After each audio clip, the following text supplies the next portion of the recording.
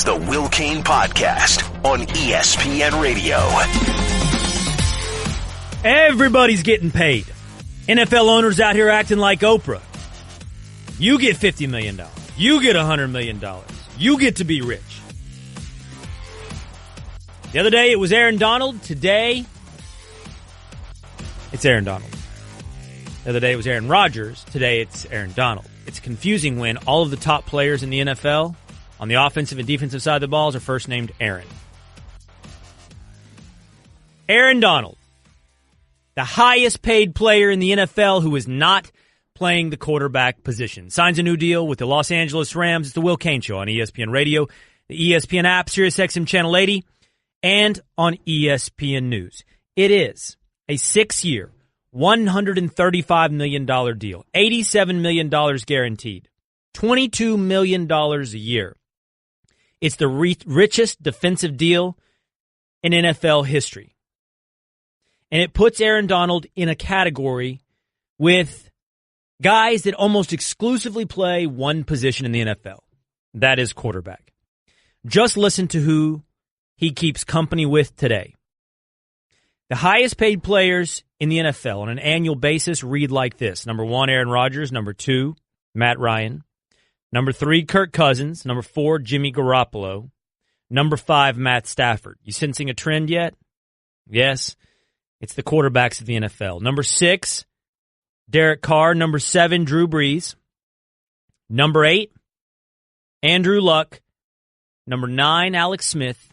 And now, in the top 10 of highest paid players in the NFL on an annual basis, is your first non-quarterback, your first defensive player. It is Los Angeles Rams defensive tackle Aaron Donald. The next closest to Aaron Donald, you would have to drop down to the 19th highest paid player in the league. That would be Von Miller of the Denver Broncos. And Aaron Donald is worth every penny of it. It's not just because he's one hell of a football player. It's not just because he's a one-man wrecking crew. It's not just because he's the best non-quarterback in the league. It's also because he represents something that drives up the price of any product in the market, be it diamonds or fashion products. He represents scarcity. You know that thing they talk about when it comes to diamonds? That the truth of the matter is, you go digging around in the mountains of Africa, and diamonds, well, they're not that rare. But what the De Beers family, the top controller of the diamond industry, what the De Beers family has done is control the supply to the marketplace. It's a clog between those mountains in Africa and the sale counter at Zales, as they've got diamonds locked up in lockers all across London to drive up the price. It's the creation of scarcity. When something is rare, it is worth more. And defensive tackles who can do what Aaron Donald does are rare. Listen to Hall of Fame General Manager Bill Polian. He was the best player in the draft when he came out, regardless of where he was taken, somewhere in the middle of the first round, I think. That means nothing. He was the best player in the draft by far. And secondly, he plays the hardest position to find on defense. That's right. An interior athletic defensive tackle who can disrupt the passer is the hardest position to find in football. The hardest position to find in football. And he's on a line with Michael Brockers and the recent addition of Ndamukong Suh. That Rams defensive line ought to give quarterbacks night terrors. However, here's a quick question, and once really presented to me during our show meeting today.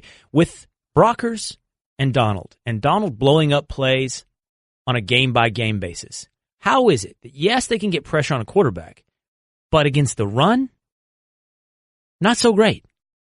Srudy, do you have their defensive ranking right now on stopping the run in Los Angeles? 28th last year. 28th in stopping the run.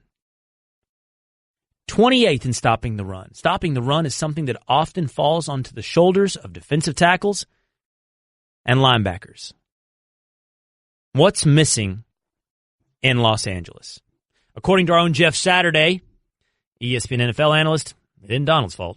Here's what quarterbacks don't want. I don't care which quarterback we're talking about. The best of the best. They do not want pressure up the middle. They can deal with pressure on the side. You can chip with the running back. You can do those things.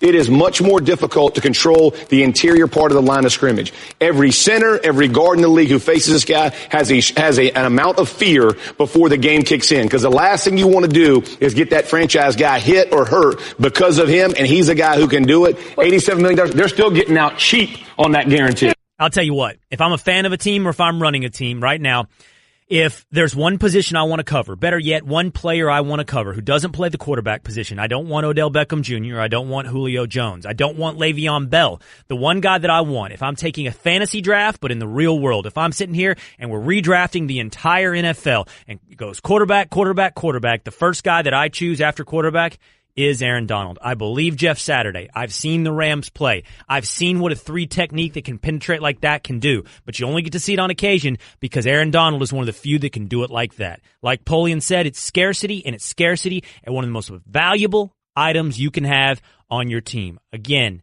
draft your quarterbacks. I'm with you. But the first guy to go off the board after that, I'm taking Aaron Donald. It's time for Straight Talk, brought to you by Straight Talk Wireless. Best phones, best networks, no contracts. We got a big show today. We're going to continue to talk about Aaron Donald's contract and what it means for the Los Angeles Rams. Does RG3 have a home? If not in Baltimore, might he have a home somewhere else in the league? Might he have a home on America's team? I'm going to give you my college football playoff picks today. And we've got to revisit Urban Meyer. Trust me, it's not by my choice. It's not because I want to. It's because Urban Meyer won't let it go. He wants to revisit it. Urban Meyer has posted a new statement up on Twitter. He's got more things to say about what he did and did not do and the nature of lies. I'm a squeaky toy, and I've got one job, getting chomped on by this little ankle sniffer. So pardon me for feeling inept compared to Geico, who does so much more. Like while I'm getting slobbered on, Geico is creating cool technology like their mobile app, which lets people pay their bills or file a claim. Plus, Geico is the fastest growing auto insurer for the last 10 years. Is it too much for me to ask for one more feature? Fast and friendly claim service like Geico, maybe? Oh, great. I'm getting buried again. Geico. Expect great savings and a whole lot more. Urban Meyer, just a few hours ago, posted to Twitter. Just when you thought the news was gone, just when you thought the cycle had moved on, college football kicked off last night, and there are massive games tomorrow that have national title and college football playoff implications. Just when you thought it was time to get down to kickoff, Urban Meyer wants to revisit a couple things. He has a long post up on Twitter that he revisits a couple items from the Zach Smith scandal, the Urban Meyer suspension, and the press conference a week ago in Columbus, Ohio. He says 3 things. First, I was not suspended because I knew about or condoned Zach Smith's alleged domestic abuse. He goes on and essentially confirms what I said on this program several times, that I said Urban Meyer should be fired for the cumulative effect of Zach Smith's decade-long indiscretions, the mismanagement of an employee and allowing him to stick around for all of the various items Zach Smith took part in while on work. Urban Meyer admits that. In fact, he says specifically it was about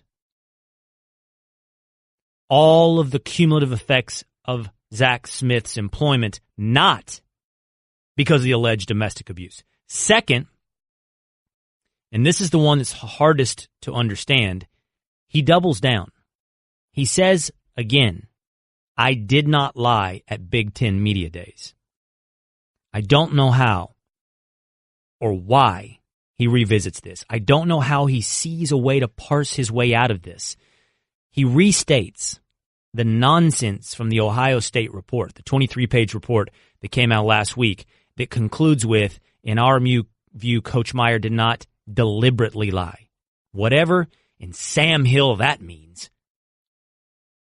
Whatever a deliberate lie. I thought all lies were deliberate. Is there an accidental lie? That would be called a mistake, not a lie. Urban Meyer, I don't think, can wiggle his way out of I didn't lie at Big Ten Media Days. And his third thing is he says it was his fault for not taking action sooner against a troubled employee in Zach Smith with his work-related issues. I don't know what this means. I don't know what this says that Urban Meyer revisited. I hate the analysis. I hate the statement of, that's a bad look, not a good look. I hate that stuff. But the truth of the matter is, what is this look? Is this adamant? If you were innocent and somebody accused you of something, falsely accused you of guilt, you would fight. You'd fight till your last dying breath. Is that what this is? Or is this obstinance? It's weird that he gives a press conference, follows that press conference up after it's received poorly with a public statement, follows that public statement up after it's received poorly with yet another public statement. It's like he keeps trying to correct something that cannot be corrected. I hate, it's not a good look. I hate that analysis. But it's not a good look. The Urban Meyer keeps having to reissue and reissue public statements. Henry in Delaware, you're on the Will Cain Show. What's up, Henry? How you doing? I'm a big fan, man. Thank you. A big fan. Because I see you on First Take, and you tear them up, man. I really appreciate it, Henry. What do you have for me today?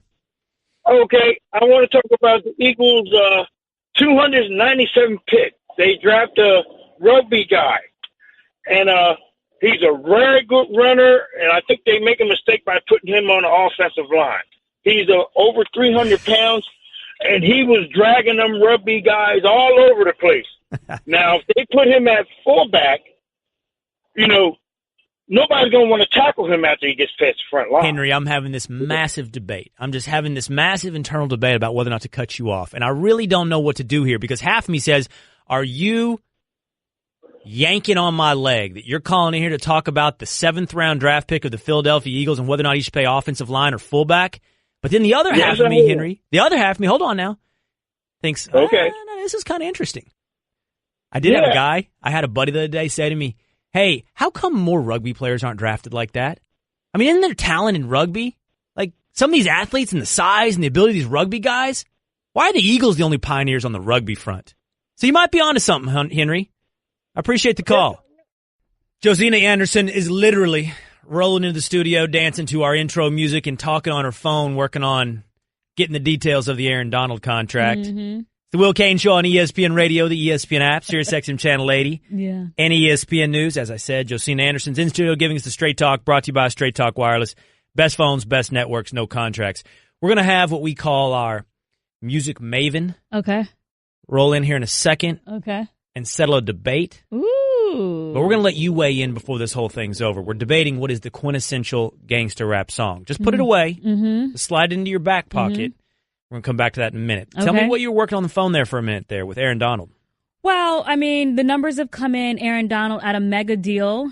And what I like about this deal, Wayne, is first of all, it was fruitful for his patience. Because Aaron Donald not only believed that he is the best defensive tackle, okay, he believes he is a top 5 player in the league. And the margin by which he exceeded the previous deal, that being Von Miller, at $70,114,000, you know, for him to go to 87 and 135, those are the margins that you're talking about when you're trying to not only reset the market, but you believe you're a top 5, top 10 player in the league. You know, by comparison to, you know, kind of what we saw with Odell and becoming the highest paid wide receiver, but how much more should he have gotten because he's a top 7, top 8 player, top 10 player in the league. So that's what we were really also talking about. And then with Khalil Mack on the horizon, how much more should Khalil get? Talking to Josina Anderson here on the Will Cain Show. Let's talk about Khalil Mack in just a second. You know, here's the thing. It's not, I hate the word fair, so I don't even want to use fair. It's almost not applicable to ask this question, but I still want to do it because it's going to be fascinating. Aaron Donald, as you just laid out, just leapfrogged the highest paid defensive player by some massive percentage, whatever it is, in guaranteed money to go from 70 to 87, right? It's, I don't know, my math, I can't do that in my head right now. 17. But it's 17, but as a percentage, that's a big chunk. Like he just reset the market by a large, I can do it, it's 20%. He just did it by 20%. Over, you know, leapfrog with the market. But I'm curious how much he's more than the next defensive tackle. Because, like, That's what's amazing. He's doing this at the defensive tackle position. Cerruti, can you look that up? Or do you know it off the top of your head? Fletcher Cox, oh, there you go. 19 million a year. So his goes to 22. Okay. But that's what we were also talking about is how much also, that's what you heard me speaking on my phone, is how much more should a defensive tackle also be making along the same line as a pass rusher.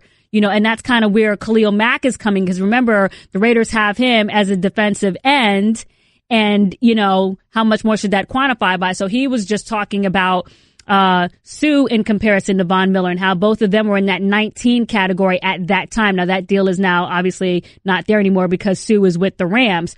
But at the very least, when I'm asking people I trust around the league, what should Khalil Mack be looking for? At the very least, they believe that Aaron Donald's contract should be the floor. The floor? The floor. Really? Yeah, because when you're looking at what typically happens with these contracts, particularly when you're looking at yourself as a top 5, top 10 player, and also positionally, you usually tend to try to exceed. Okay, yeah, but he's also a pass rusher. I know. So what you're telling me is a more valued position, right? So yeah. He's a pass rusher. Yeah, I have it here, Josina. Mm-hmm. You were right. You didn't need Google. You got the stuff at the top of your head here. But Fletcher Cox comes in at $17 million. Mm-hmm. Again, Aaron Donald's now going to be at between 22 and 23 million. Aaron Donald's 22 plus, I believe. Yeah, okay, whatever that math is, but yeah. So like $4 million or more. Geno Atkins at $62 million. So he's well above those guys. But the thing about it is, you're saying, this makes me think Khalil Mack is not going to get into Raiders camp. If he thinks Aaron Donald is his floor, and I understand, ends and pass rushers, traditionally more valuable than tackles. That's what it should be theoretically. But Aaron Donald's so scarce. He's such he's a rarity. Like other defensive tackles aren't like Aaron Donald. I don't think Khalil Mack can run around saying, well, I want more than this like super rare player over here. I don't know how he's going to pull that off. But this is a guy, I believe, that's gotten 30-plus sacks in 3 years. That's why, the attack on the quarterback, which is valued in the NFL, you got to pay for that.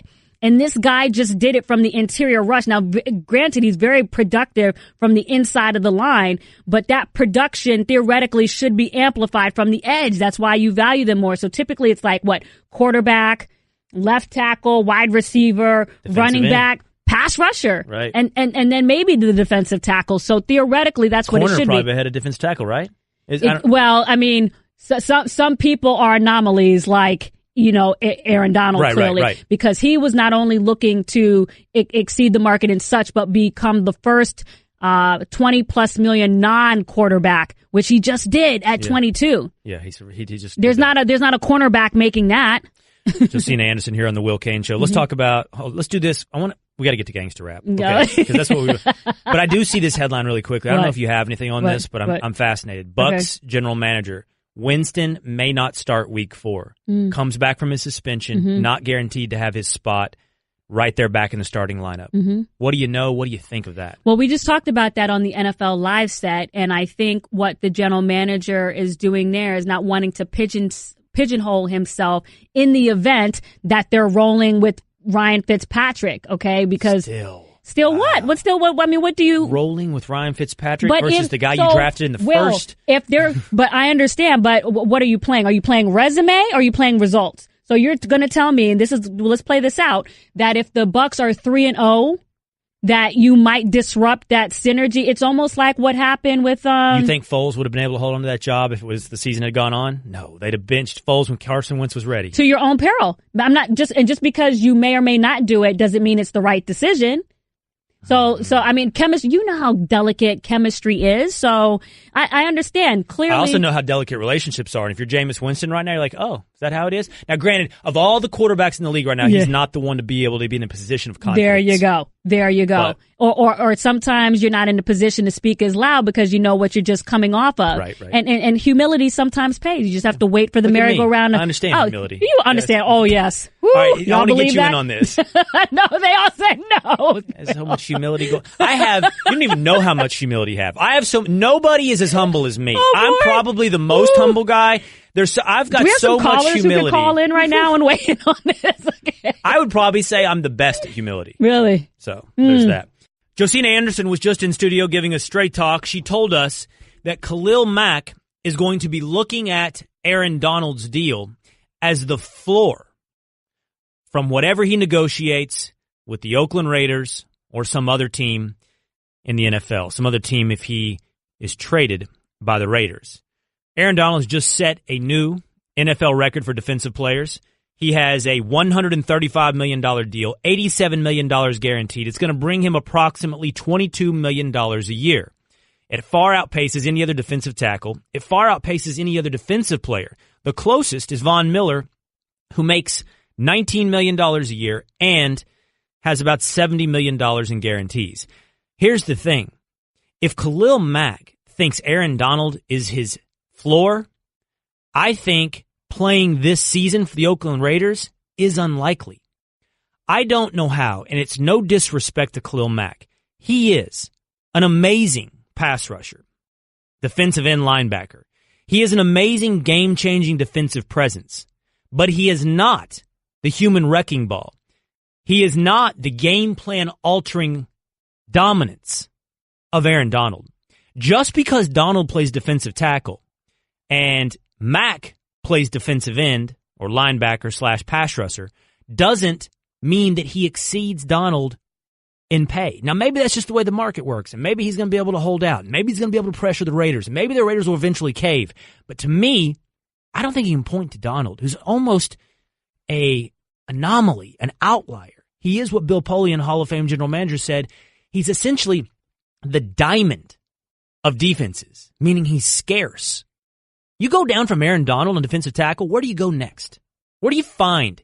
If the Rams say, we can't afford Aaron Donald, we're going to find another disruptive pass-rushing defensive tackle, where do you go next? Come up with the next name. That's scarcity. You pay more for scarcity. There are, bottom line, more pass rushers. Maybe not quite as great as Khalil Mack, but there's more places to turn. More opportunities to replace. Less scarcity when it comes to pass rushers. Yet next season, by the way, DeMarcus Lawrence, Tank Lawrence, will once again be a free agent. He's on the franchise tag for the Dallas Cowboys. Less scarcity at defensive end. More pay for Aaron Donald at defensive tackle. Thank you for listening to the Will Cain Podcast. You can listen to the Will Cain Show live weekdays at 3 Eastern on ESPN Radio and on the ESPN app. The Will Cain Podcast. This is the Will Cain Podcast on ESPN Radio. When it's all said and done at the end of the year, who will make the college football playoffs?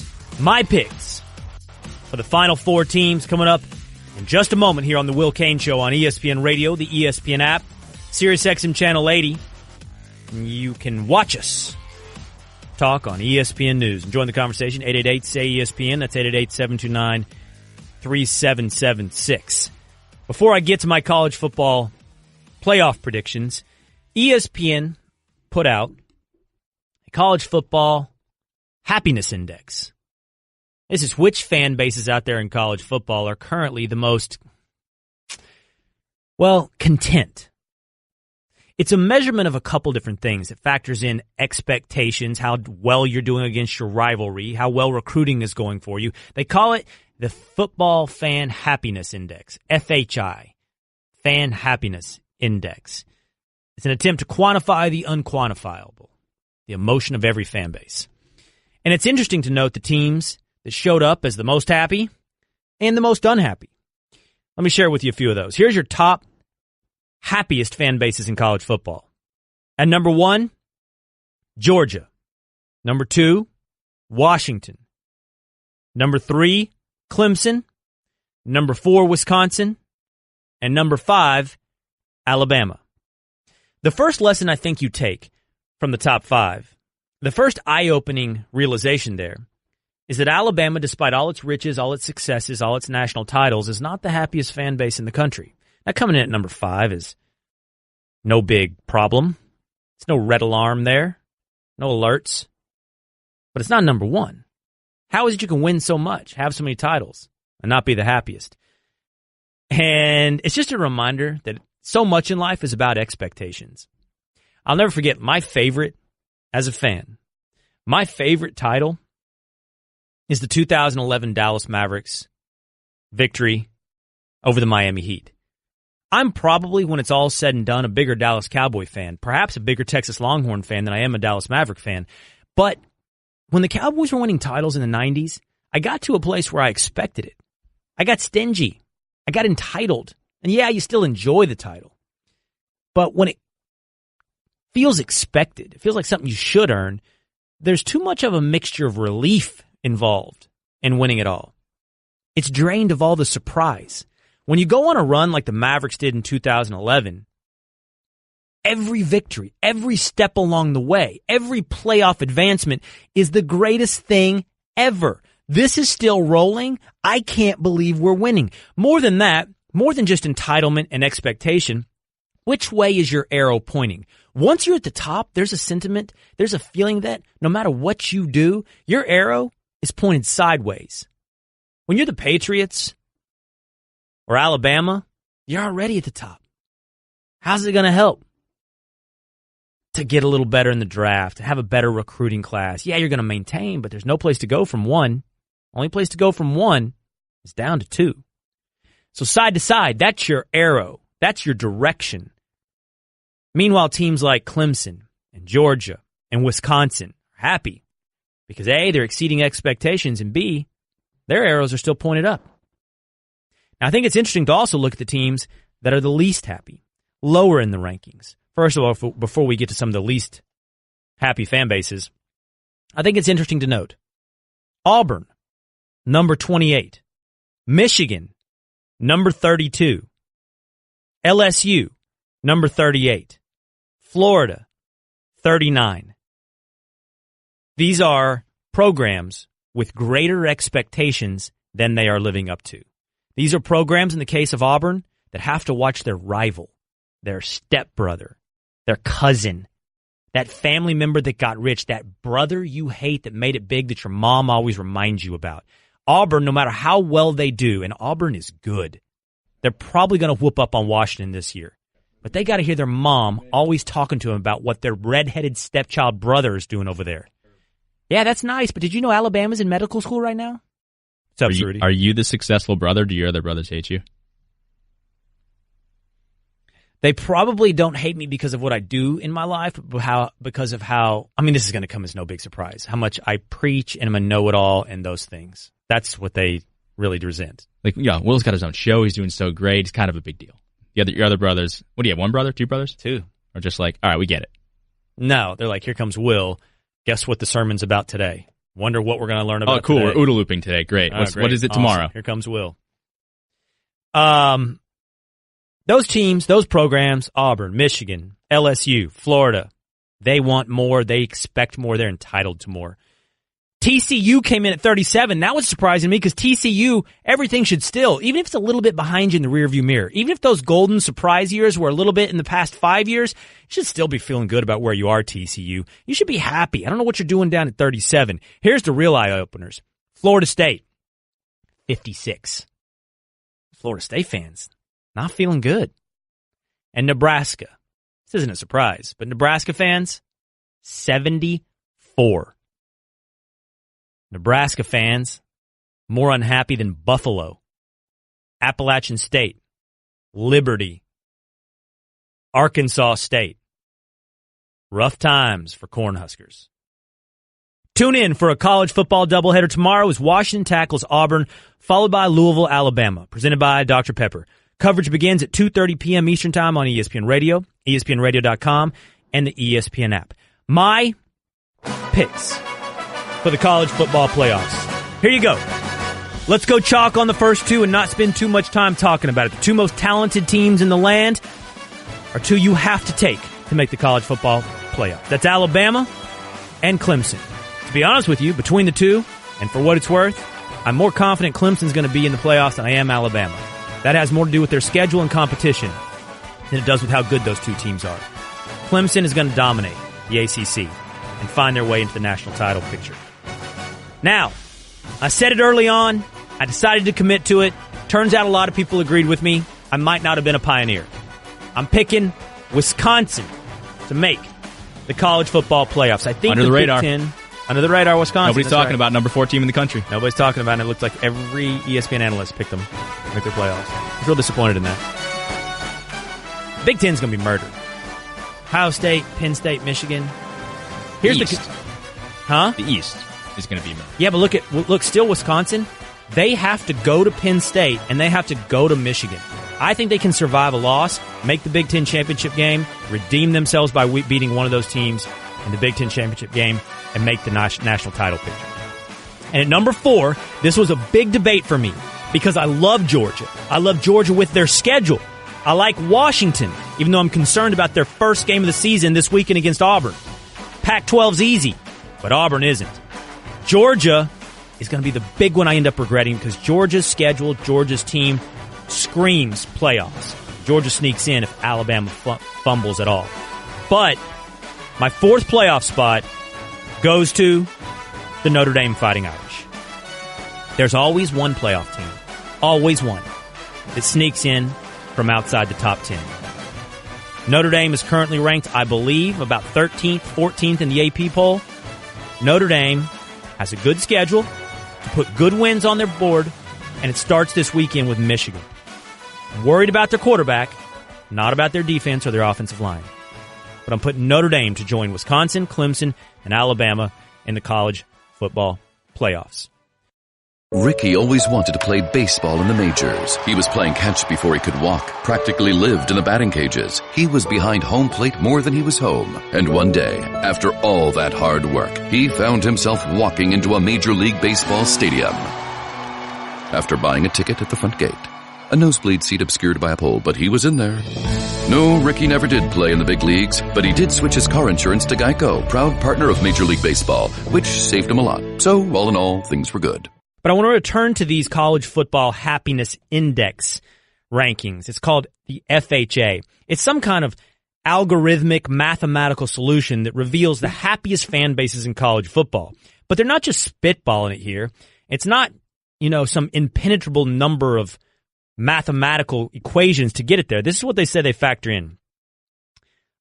Team strength and accomplishment, whether or not the coach is on the hot seat, recruiting trend, rivalry dominance, revenue growth, and this is the one I hate, Twitter feedback during games, Twitter panic meters during the games.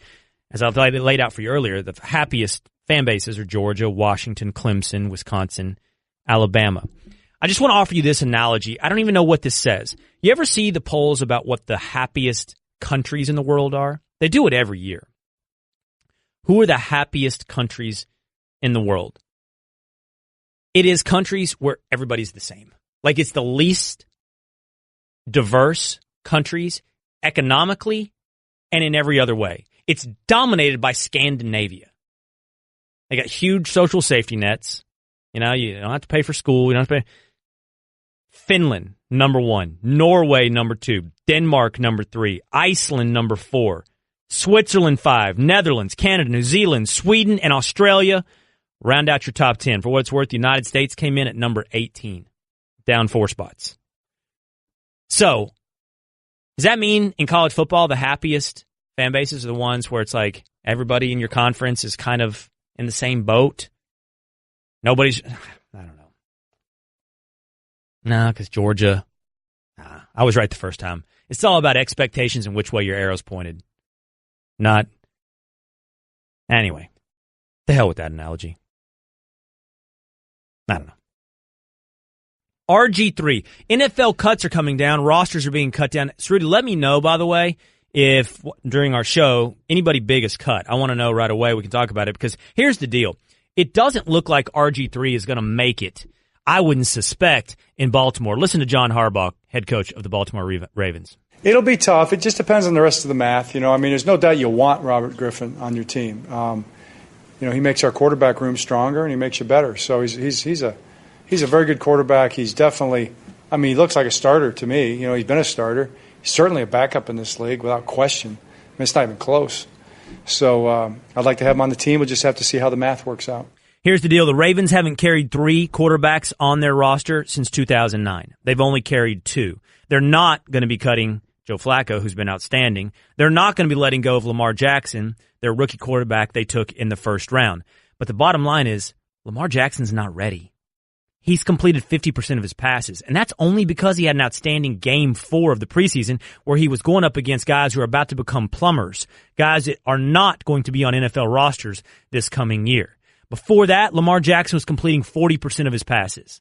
Now, he may end up being good, but Lamar Jackson's not ready yet. RG3 is the better backup. And if the Ravens have real hopes, real expectations to compete with the Steelers for the AFC North, they better have a backup that can step in and win them 2 or 3 games. If RG3 is let go, and we'll let you know during the show if that happens, if he is let go by the Ravens, I'll tell you right now, I hope the Dallas Cowboys scoop him up in a heartbeat. Because Cooper Rush has been awful this preseason. 2 picks a game in the last 2 preseason games. RG3 would be a huge upgrade. RG3 would fit perfectly behind Dak Prescott. RG3 is going to be on a roster this year, and he deserves to be. I hope it's in Dallas. Waylon Jennings literally skirted death in one of the most famous musical days in history. You're familiar with the day the music died? The day that Buddy Holly, Richie Valens, the Big Bopper, who was the 4th? Was there a 4th? All got in a small plane to go from one concert to another in the 50s. Plane goes down. All 4 of those guys died.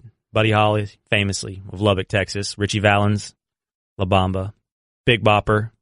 Can't name his big hit right now. They all go down. They all died. It's later eulogized in American Pie by Don McLean. Waylon Jennings was in Buddy Holly's band. Waylon Jennings was on that plane because Buddy Holly had chartered that plane. Waylon Jennings gave up his seat to, I'm not sure if it was Richie Valens or the Big Bopper. I think it was Richie Valens. He gave up his seat to Richie Valens, who was not going to be on the plane, but he was sick.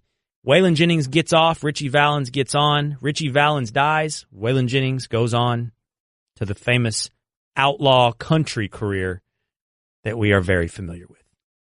Now, if that ain't outlaw, I don't know what is, besides Merle Haggard being in Folsom Prison. The Will Cain Show is presented by Progressive Insurance. Remember, you can listen to all 3 hours of the show on your phone, on your ESPN app. Today on First Take, I was asked this question, and it seemed kind of obvious to me, but then somebody said, that's a hot take. I'm like, no, it's not. In fact, Cerruti said, run it by me because I think it sounds ridiculous. Here's the question. How many games does Hugh Jackson have to win as head coach of the Cleveland Browns to keep his job? What do you think the number is, Cerruti? How many games to keep your job? 5 or 6. That's what Max Kellerman said as well. I think it's 9 games. Hugh Jackson has to win 9 games to keep his job. Now, I recognize that when you've won 1 game over the last 2 years, that's a pretty big leap. Not an unheard of leap. Teams have gone from 3-13 to 13-3. The 1999, I believe, 98-99, Indianapolis Colts did that. The LA Rams just a few years ago went on a 7-game leap from 4-12 to 11-5. You can do it, but that's really not the point. That's not why I'm laying this out this way. The truth of the matter is this. I think that Hugh Jackson's fate is already sealed.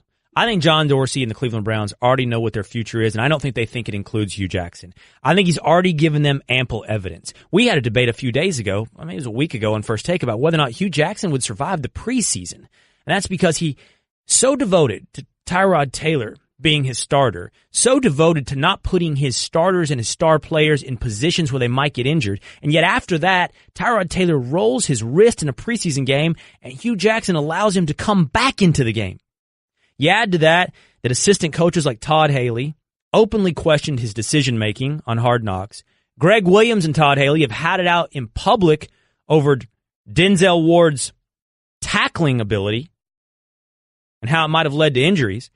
And add to that a year ago, Hugh Jackson was ready to send a second-round pick to the Cincinnati Bengals for A.J. McCarron.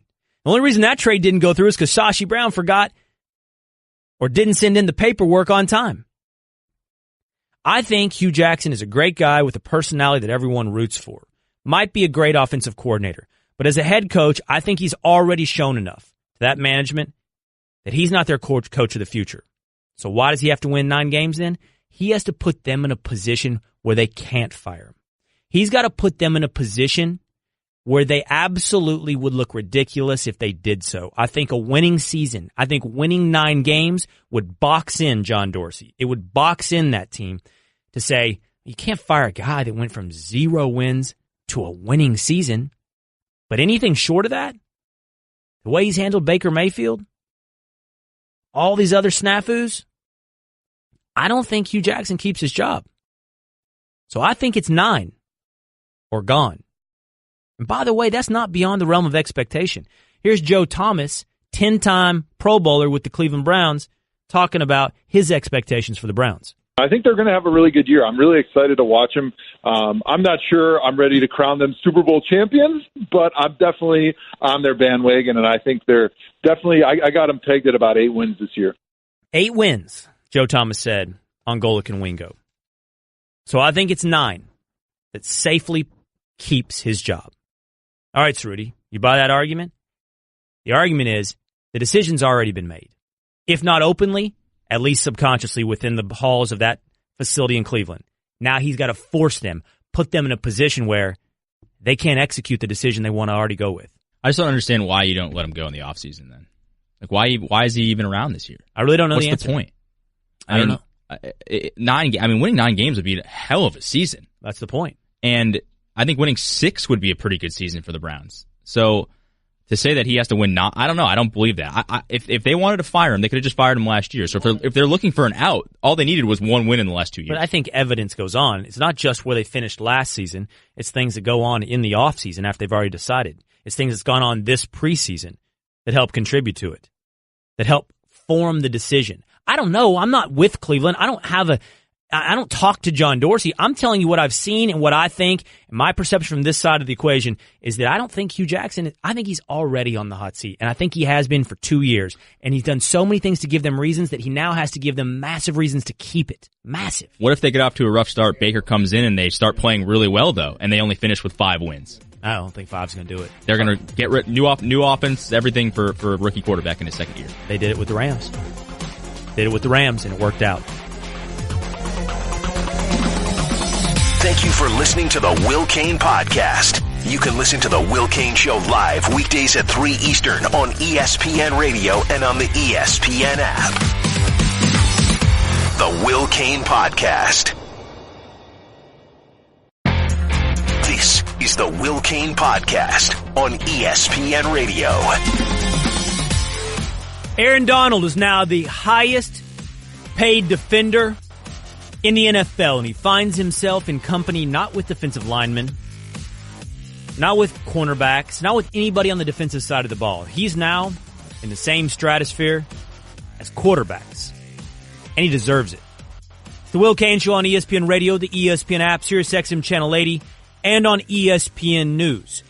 We're going to be talking about what is the quintessential boy band song. We're going to be joined by Rece Davis of College GameDay to talk about Washington versus Auburn and Notre Dame against Michigan, which kick off this weekend and have college football playoff and national title implications. But first, Aaron Donald has a 6-year, $135 million, $87 million guaranteed contract. He's going to make $22 million a year. He is now the 10th highest paid player in the NFL. Everybody above him, 1 to 9, plays one position. Everybody below him, 11 to 18, plays the same position. Everybody in the top 20 plays quarterback. But for Aaron Donald at number 10, and then you have to drop all the way down to number 19, where you will find Von Miller, followed by Odell Beckham Jr. Now, how is it that a defensive tackle, a position that's never been paid like quarterback, is now 10th in the NFL? Here's Jeff Saturday, ESPN's NFL analyst. Here's what quarterbacks don't want. I don't care which quarterback we're talking about. The best of the best. They do not want pressure up the middle. They can deal with pressure on the side. You can chip with the running back. You can do those things. It is much more difficult to control the interior part of the line of scrimmage. Every center, every guard in the league who faces this guy has an amount of fear before the game kicks in. Because the last thing you want to do is get that franchise guy hit or hurt because of him, and he's a guy who can do it. $87 million. They're still getting out cheap on that guarantee. Josina Anderson was on our show just a little bit earlier telling me that Khalil Mack and his people are going to look at Aaron Donald's deal as a floor in their negotiations with the Oakland Raiders. I'll talk about what Khalil Mack can expect based upon Aaron Donald's deal coming up a little bit later on the Will Cain Show. By the way, you can tweet the show through the 1-800-Flowers.com Twitter feed at Will Cain Show. Surprise your friend or loved one today with a bouquet from 1-800-Flowers.com. When you order a dozen multicolored roses for only $29.99, you'll get another dozen absolutely free. Go to 1-800-Flowers.com/ESPN. Fascinating story coming out of the U.S. Open. Nick Kyrgios, who is an amazingly talented tennis player, but an absolute mystery. Insolent, moody, amazingly talented again, but often horrendous behavior on the court. Started to show all that yesterday. He was down in a match, one set, and down 0-3 in the second set of that match. Kyrgios has a history, by the way, of quitting. Just absolutely giving up in matches at major tennis championships. He's decided he's done, decided he's not going to compete, and you can see it in his body language, you can see it in his shot making, you can see it all over the court. He's done. Well, that's bad form in tennis. It's such bad form that the umpire can reprimand and penalize a player who is acting that way. So, the ump in this match gets down from his chair, walks over to Kyrgios and begins to talk to him, and does so for upwards of 60 seconds, over a minute. He doesn't just reprimand him and tell him to get his behavior in order. He doesn't just check on him and see if he's okay medically. He begins to give him what most people can hear and equate to a pep talk. Cheer him up. Buck him up. He actually, after that moment, rallies Nick Kyrgios, who goes on to win the match. He loses the first set 4-6, wins the second that he was down 0-3, 7-6, wins the third 6-3, and wins the fourth 6-0. And that's left the tennis world going, whoa, whoa, whoa. This is way over the line. What's an ump doing playing cheerleader to a guy he's refereeing? Here's Roger Federer, all-time greatest tennis player. It's not the umpire's role to go down from the chair, but I get what he was trying to do. He behaves the way he behaves, and then you, as an umpire, take the decision on the chair. Do you like it or don't you like it? But you don't go and speak like that.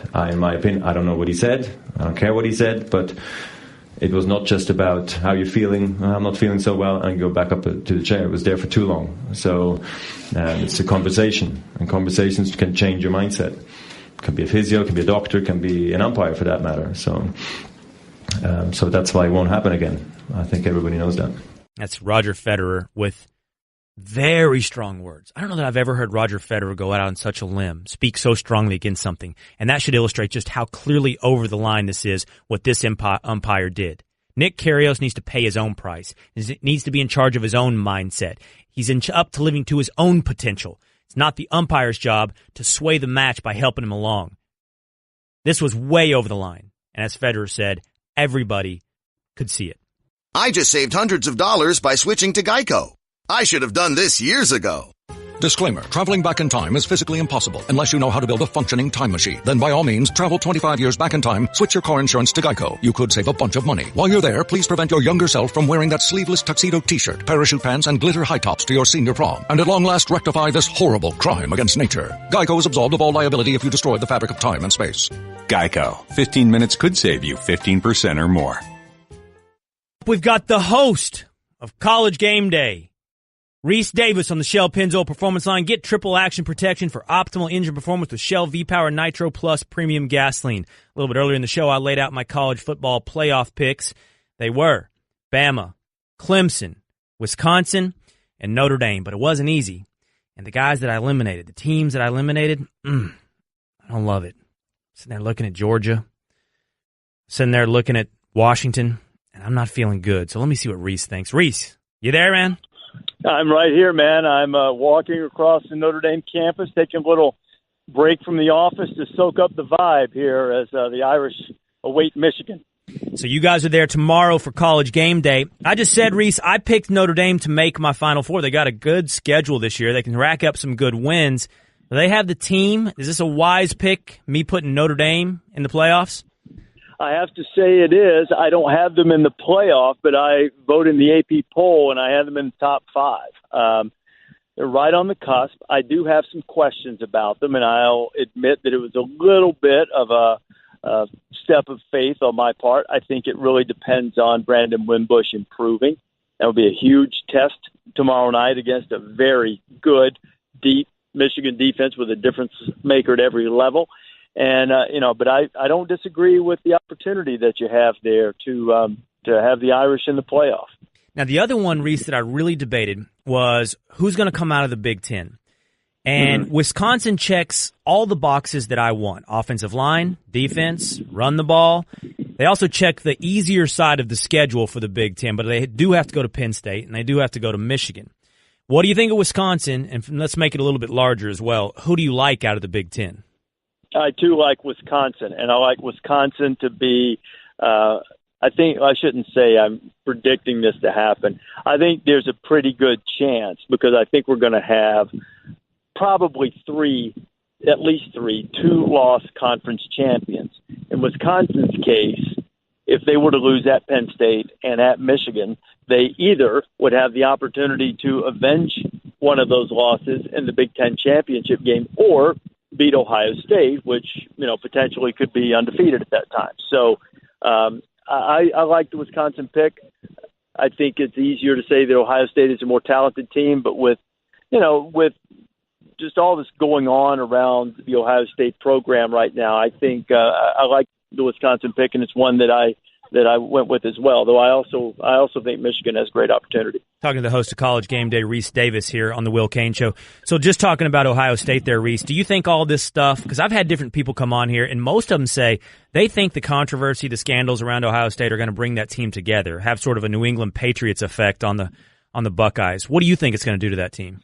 I don't know is the short answer. I think that is a real possibility in us against the world, chip on your shoulder, but I still think that there is a question about any team whenever you have uncertainty and when you have maybe uncertainty is not the right word, but disruption. And look, I want to be quick to point out we're not saying this in any way compares to what went on with the entire situation. We're speaking just of football here. Mm-hmm. When they've had a disruption in their leadership, what if something goes sideways on the field? I mean, and maybe you stumble somewhere, or maybe you have some adversity, and people start wondering, are we going in the right direction? Do you get some grumbling in the locker room? Any of these things can happen when the dynamic is changed. So the short answer is I don't know, but I think both of those things are a very real possibility. I don't see any way that they lose either of the first 2 games with Ryan Day as the head coach. We'll see about TCU. TCU has a lot of people to replace from last year, but they're always good. And that's a type of game where you have a really experienced coach in Gary Patterson taking on a team that is led by Ryan Day, has been led in practice by Urban Meyer, but doesn't have any impact at all. That Urban won't be there on the sidelines for the team to look to if you get in a tight spot. Maybe that won't have any effect at all, but maybe it will. And I don't think there's any way of predicting which way that'll go for Ohio State. I want to ask you about 2 teams I left off. When you're picking 4, you're going to have to make some hard cuts here. But I feel really insecure about leaving Georgia out. But the bottom line is if I think Notre Dame's going to do well, that means 2 teams from the SEC can't make it in. So I'm essentially picking Alabama over Georgia. But Georgia's schedule and their talent, I'm the most insecure about leaving them out of the college football playoff picture. And while I've got you, let's just also throw Washington in the bucket because Pac-12, easy to win that. Look, I know that's a little bit rude for me to say. It's one of the easier conferences, I think, besides the ACC, for somebody to dominate. I think Washington can. I just don't know that they can get past Auburn this weekend. What do you think about Georgia and Washington?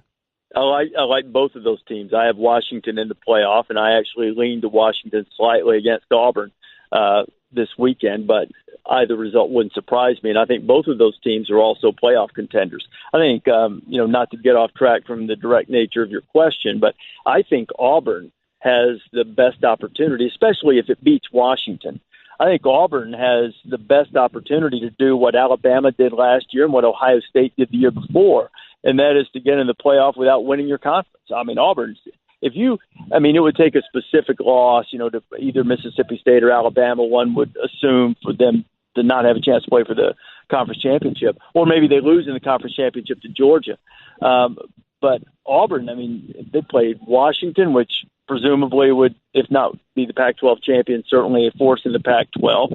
They're at Mississippi State. They're at Georgia. They're at Alabama. They would play potentially Georgia a second time if they make it to the SEC championship game.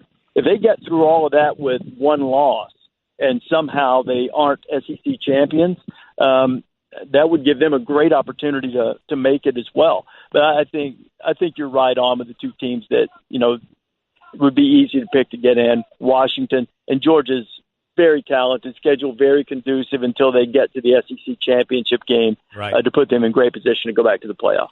Host of College Game Day, Rece Davis. I'm about out of time, but you've hinted at it with two answers. I've gathered you've got Washington and Wisconsin in your Final Four. Give me your college football playoff teams, please, Rece. If you don't pick, I guess you could pick Georgia instead of Alabama. But if you don't pick Alabama and Clemson or Georgia and Clemson, you're just trying too hard to be different. Right. At least right now. Right. If you have some games as backup from watching the teams play for a few weeks, and you say, I don't think that anymore, that's fine. But as we sit here getting ready to get into September, you're trying too hard. If you don't have Clemson in either Alabama or Georgia, I've got Alabama as well, along with Clemson. And Wisconsin and Washington? And Wisconsin and Washington, right. All right. Good stuff, Rece. Enjoy Notre Dame. We'll be watching tomorrow. All right. Thanks a lot, Will. That's the host of College Game Day, Rece Davis, on The Will Cain Show. It's The Will Cain Show on ESPN Radio and the ESPN app, SiriusXM Channel 80, and on ESPN News. You can join the conversation, 888-SAY-ESPN. In full numbers, that's 888-729-3776. Aaron Donald is now the 10th highest paid player in the NFL, the highest paid player on the defensive side of the ball in the history of the NFL. $135 million, $87 million guaranteed, $22 million a year. What does that mean for Khalil Mack? For me, it's really a difference between saying what somebody should get, what you'd pay them, and what a market will demand. Khalil Mack is great. He's not the player that Aaron Donald is. He's great, but he's not the disruptive force that Aaron Donald is. He's a pass rusher, but he's not the scarce commodity that a defensive tackle that can put pressure on a quarterback is. Here's Hall of Famer Bill Polian. He was the best player in the draft when he came out, regardless of where he was taken, somewhere in the middle of the first round, I think. That means nothing. He was the best player in the draft by far. And secondly, he plays the hardest position to find on defense. That's right. An interior athletic defensive tackle who can disrupt the passer is the hardest position to find in football. Donald is not just great. He's scarce. He represents scarcity. A defensive tackle that can put interior pressure on a quarterback. Khalil Mack is great, but edge rushers are simply more common. They're not at his level. They're not at his level of greatness. But if Josina Anderson is correct,